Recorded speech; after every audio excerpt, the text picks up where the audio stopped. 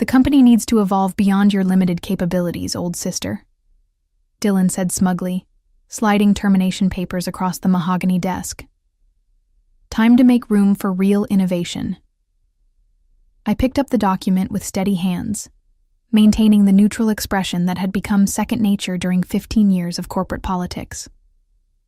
For a moment, I locked eyes with my younger brother. His triumphant smirk contrasted sharply with the tastefully framed family photos behind him, artifacts of a supposed legacy of loyalty.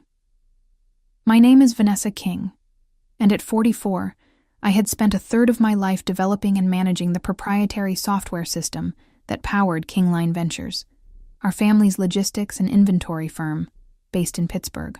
I wasn't just the IT lead. I had built the entire system from scratch, writing countless lines of code to create a framework that managed real-time shipments, automated billing, and tracked vendors across 3 continents. Is this really how you want to start your tenure as managing director? I asked, tapping the termination papers against the table to align their edges. Not even a week in the big office and already making sweeping changes? Dylan leaned back in our father's chair, a chair that, despite being reupholstered twice, still carried the impression of our father's commanding presence. But unlike our father, whose decisions were tempered with experience and consideration, Dylan had always acted on impulse and ego. The board agrees we need fresh perspectives, he replied, adjusting his silk tie. They've approved bringing in Vortex Solutions to overhaul our digital infrastructure. Their team will modernize everything: machine learning, cloud integration, the works. Things I've been advocating for years while you've kept us tethered to your homemade system. I almost laughed at how he said homemade, like I'd been knitting scarves instead of engineering an integrated logistics framework that had saved the company millions and outperformed every commercial alternative. But I didn't correct him. I never did. That was perhaps my greatest mistake over the years, assuming that my work would speak for itself. You have 2 weeks of severance, Dylan continued. Human Resources has already processed everything. Your credentials will remain active until end of day tomorrow to tie up any loose ends. As I rose from my chair, I noticed my brother already looking past me, at his computer screen, moving on. He didn't see the slight smile that crossed my face, not one of acceptance, but of understanding. Dylan had never bothered to comprehend what I actually did for Kingline Ventures, and very soon that ignorance would become painfully apparent. Growing up as the Kings of Pittsburgh had its challenges. Our father, Edward King, built Kingline Ventures from a 2-truck operation into a regional powerhouse that coordinated logistics for manufacturers across the Rust Belt. We lived in a sprawling Victorian in Shadyside, a world of private schools and country club memberships. While Dylan excelled at sports and charming adults at business dinners, I gravitated toward computers and mathematics. My father recognized my analytical mind early, buying me my first computer when I was 12. By 16, I was creating basic inventory tracking programs. When I graduated with my computer science degree, he didn't hesitate to bring me into the family business. One day, the world will run on information more than steel, he told me, displaying a rare prescience for someone who'd built his fortune on physical infrastructure. You'll help us stay ahead of that curve. My first major contribution came when our existing logistics software, an expensive third-party solution, failed during a major client onboarding. Working through 3 sleepless nights, I developed a stopgap measure that not only salvaged the client relationship, but proved more efficient than the original system. That was when Dad gave me the green light to develop a complete proprietary system. Build something just for us, he said. Something that fits exactly how we work. Over the next decade, I did exactly that, layering in specialized modules, custom-designed APIs, and lightning-fast routing algorithms that accommodated our growing business. The system became our competitive edge, allowing us to undercut competitors while maintaining higher profit margins.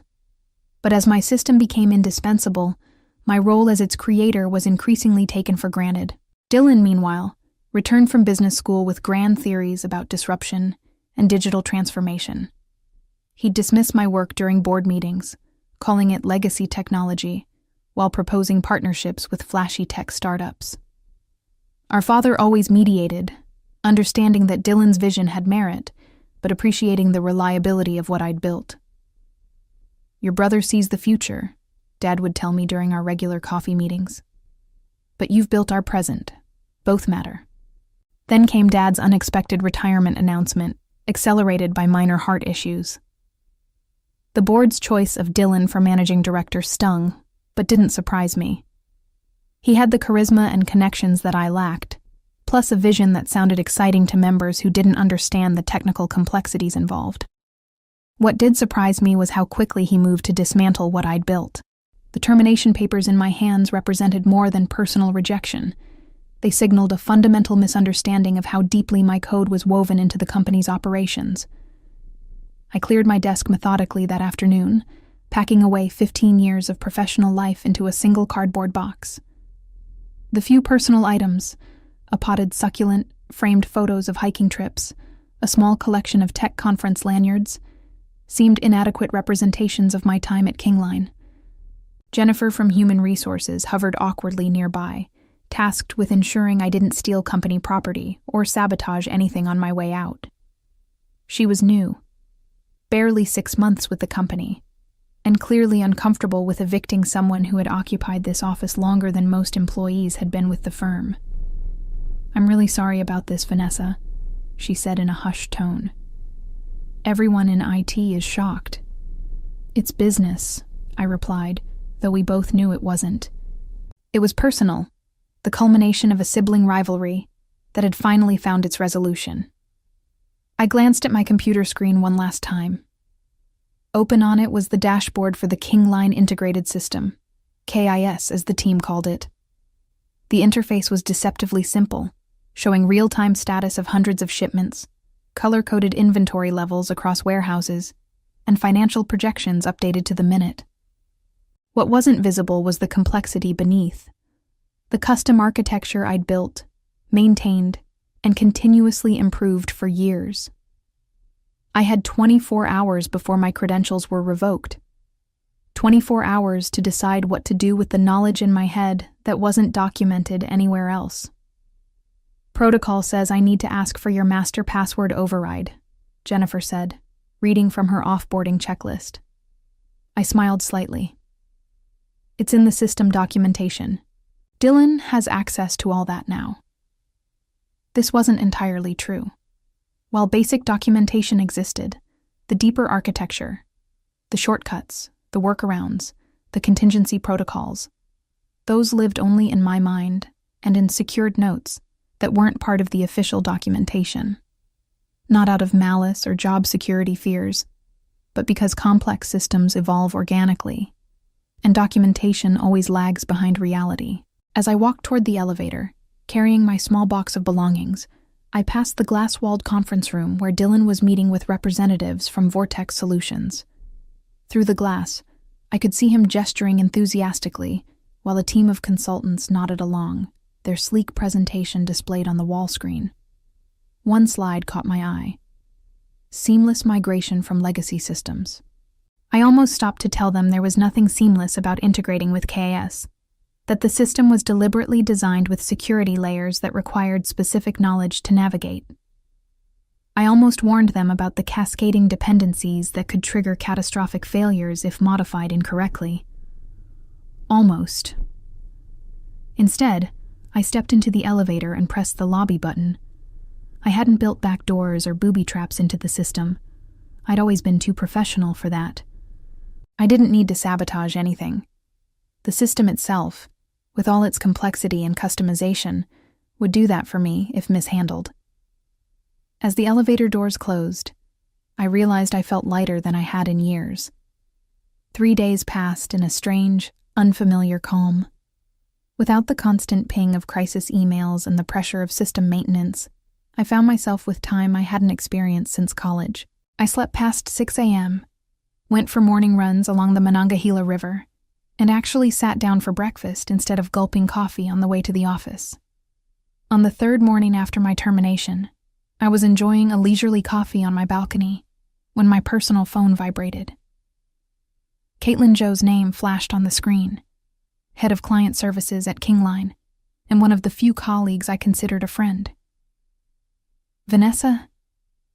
Her voice carried an unmistakable edge of panic. Are you watching this? Watching what? The Westbridge presentation. Dylan's doing it live on the company feed for all departments to see. He's about to... She broke off, and I heard commotion in the background. Oh God, it's happening again.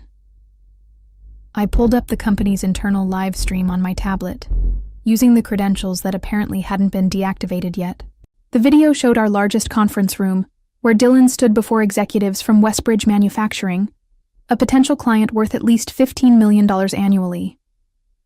He was mid-sentence, gesturing toward the large display behind him that showcased the KIS dashboard, which allows us to guarantee 99.8% on-time delivery and complete transparency across your supply chain, he was saying confidently. Then it happened.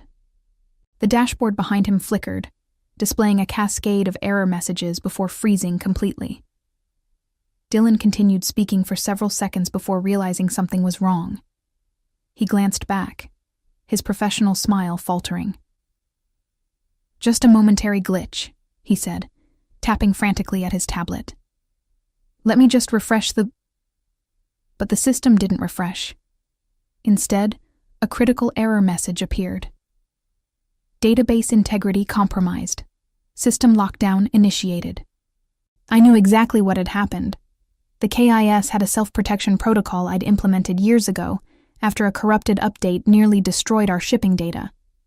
When it detected potential data corruption, it would automatically lock down to prevent catastrophic loss. Restarting required a specific sequence of commands and administrator verification, a procedure only I had performed until now. Dylan was still trying to recover, his confident demeanor crumbling. Our technical team will have this resolved momentarily, he assured the increasingly skeptical-looking Westbridge executives. My phone began lighting up with texts and calls, from IT staff, from operations managers, and finally from Dylan himself. I silenced it and continued watching the disaster unfold. Within minutes, reports began flooding the emergency channel in the company's messaging system. Warehouse terminals offline, shipping labels unable to generate, billing system frozen. The entire operation had ground to a halt. A sick satisfaction settled in my stomach, followed immediately by guilt. These were still my colleagues struggling through no fault of their own. The clients being affected had done nothing wrong. Only Dylan deserved this humiliation. My phone rang again, this time displaying Edward King, my father. I hesitated before answering. Vanessa. His voice carried none of its usual commanding presence. Instead, he sounded tired, worried. The system's down. I know, I replied. I'm watching it happen.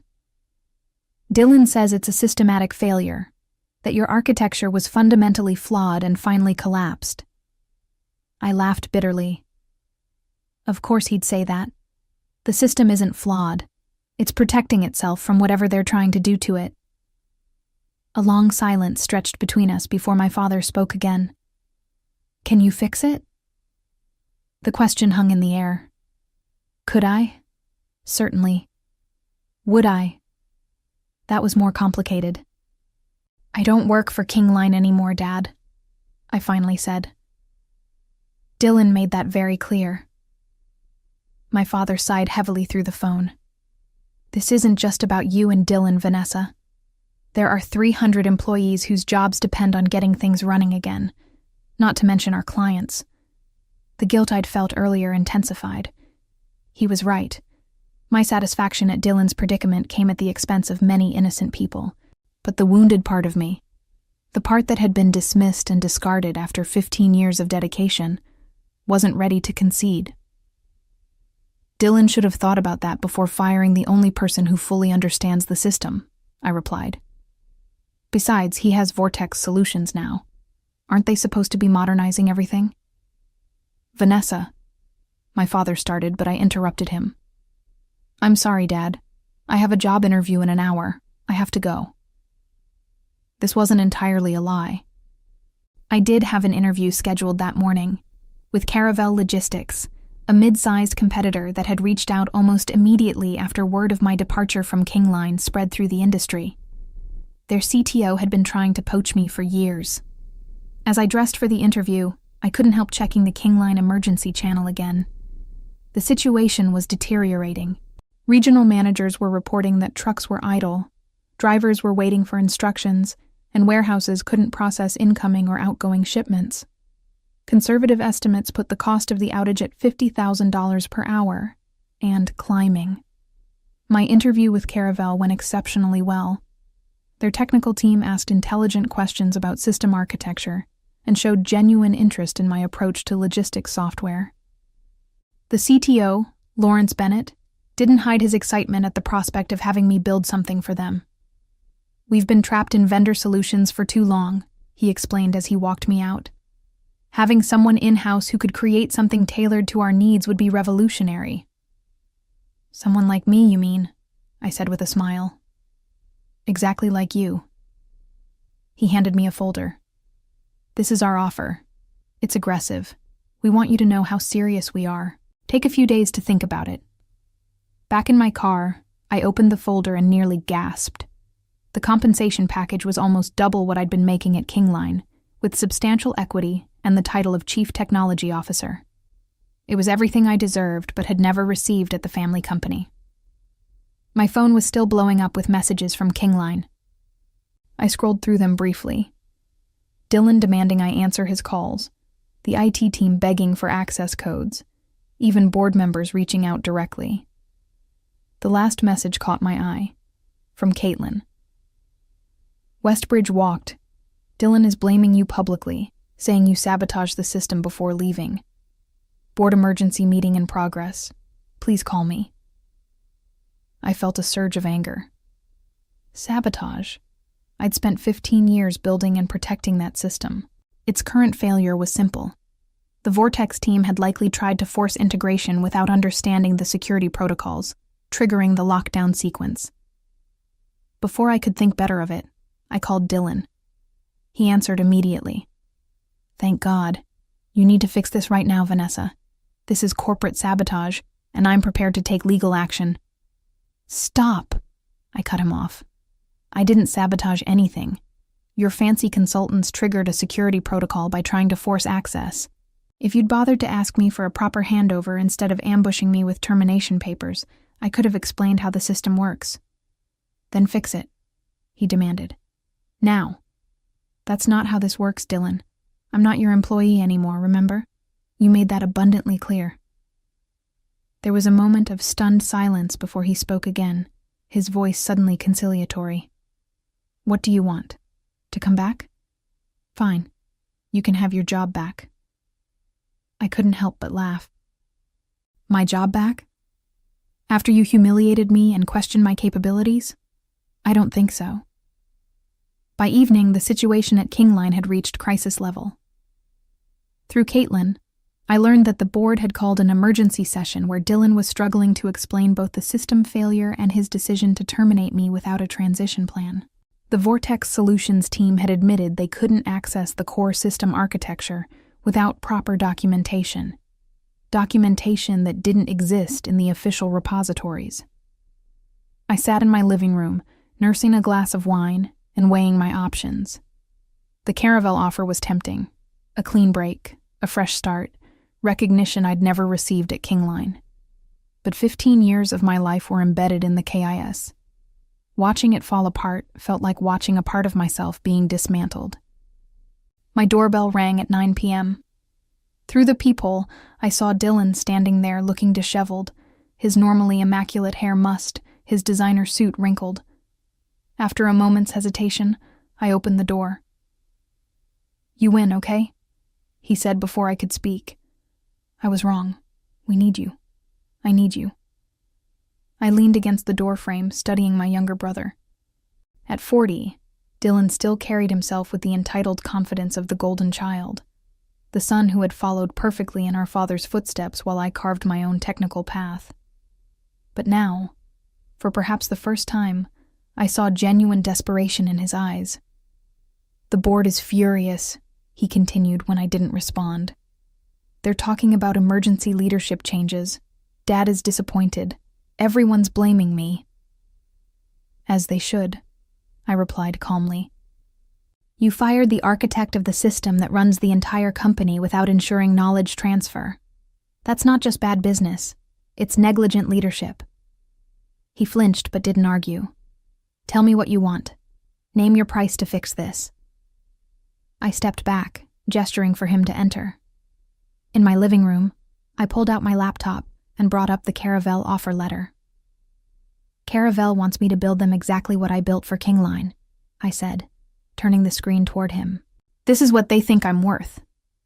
Dylan's eyes widened as he saw the compensation package. This is outrageous. They're just trying to steal our technology through you. No, Dylan. They're recognizing my value, something Kingline never did. I closed the laptop. I don't want to be just an IT manager anymore. I want my role to reflect what I actually contribute. What are you saying? I want a board seat and the title of Chief Technology Officer. Equal compensation to yours, and complete autonomy over the technical division. I met his gaze steadily. Those are my terms. Dylan laughed incredulously. You can't be serious. The board would never. Then enjoy explaining to them how you plan to rebuild 15 years of proprietary development from scratch. I interrupted. I'm sure the shareholders will understand when the stock plummets. A tense silence filled the room as my brother processed the situation. I could almost see the calculations running behind his eyes, weighing his pride against the immediate crisis and his longer-term prospects if Kingline suffered a prolonged outage. The board meets again tomorrow morning, he finally said. I'll present your terms, but I can't guarantee they'll accept everything. That's fine, I replied. But I won't step foot in the office or touch a line of code until they do. The system will remain down until then. After Dylan left, I poured myself another glass of wine and stepped out onto my balcony. The Pittsburgh skyline glittered against the night sky, and for the first time in years, I felt truly in control of my destiny. Whether I returned to Kingline on my terms or accepted Caravel's offer, one thing was certain. I would never again allow my contributions to be minimized or taken for granted. The next morning, I walked into Kingline's headquarters, wearing a tailored power suit I'd purchased but rarely worn. The receptionist's eyes widened when she saw me, and whispers followed as I crossed the lobby. Word of my return had clearly spread. The boardroom fell silent as I entered. 12 pairs of eyes tracked me as I took my seat at the table, not in my usual chair against the wall as an invited technical advisor, but in a proper leather chair between my father and Josephine Winters, our longest-serving board member. Dylan stood at the head of the table, looking like he'd aged years overnight. Behind him, a projection displayed the ongoing system outage metrics. 27 hours of downtime, estimated losses approaching $1. 4 million, 42 delayed shipments, and 17 angry client escalations. Ms. King has agreed to address our technical situation, Dylan announced, his voice carefully controlled. The board has reviewed and accepted her conditions for return. I noted the formal Ms. King rather than my sister, or Vanessa, a small but telling choice that distanced him from the decision. Several board members nodded appreciatively in my direction, while others watched warily, perhaps wondering if I'd deliberately caused the crisis. Before we proceed, I said, opening my laptop, I want to be clear about what happened. The system failure wasn't sabotage or poor design. It was a security protocol I implemented years ago to prevent data corruption. When unauthorized access attempts triggered it, the system did exactly what it was programmed to do, protect itself. I projected my screen, showing the KS master interface, a view none of them had seen before. Behind the sleek user dashboard was a complex matrix of system health indicators, security protocols, and override mechanisms. What you're seeing is the true heart of Kingline's competitive advantage, I explained. A proprietary system that's been customized and optimized over 15 years. It can't simply be replaced by an off-the-shelf solution or rushed migration. The board members leaned forward, suddenly understanding the true value of what I'd built. Even Dylan seemed to grasp finally that my limited capabilities had created something remarkable. With the board's unanimous endorsement of my return, including my new title, compensation, and board seat, I set about restoring Kingline's systems. The process took less than an hour, though I deliberately walked the IT team through each step, ensuring knowledge transfer that should have happened years ago. As systems came back online across the company, the relief was palpable. The messaging channels filled with celebratory messages, warehouse managers reported resuming operations, and drivers finally received their routing instructions. The financial damage was substantial but containable, a painful lesson in technical debt and proper succession planning. The next week brought a flurry of changes. My office moved to the executive floor, adjacent to Dylan's. The IT department was reorganized under my direct leadership, with a mandate to document the system properly and train multiple team members on its architecture. And most satisfyingly, the Vortex Solutions contract was renegotiated from a full replacement to a collaborative enhancement project, working with my team rather than displacing us. Dylan maintained a professional distance, our interactions limited to necessary business discussions. The sibling relationship remained fractured, but I found I didn't mind. Respect was more valuable than familial warmth, especially in a corporate environment. The most meaningful change came from my father. At our first weekly coffee meeting since my return, he acknowledged what he'd failed to see for years. "I always thought Dylan would lead Kingline because he reminds me of myself," he admitted. "But the truth is, you're the one who's truly innovated, who's built something from nothing. I was wrong not to see that sooner." The validation felt good, but I realized it was no longer necessary. The crisis had proven my worth beyond question. To the board, to our employees, and most importantly, to myself. My new business cards arrived that Friday. Vanessa King, Chief Technology Officer, Board Member. Looking at them, I felt a deep satisfaction that had nothing to do with revenge, and everything to do with finally receiving the recognition I'd earned.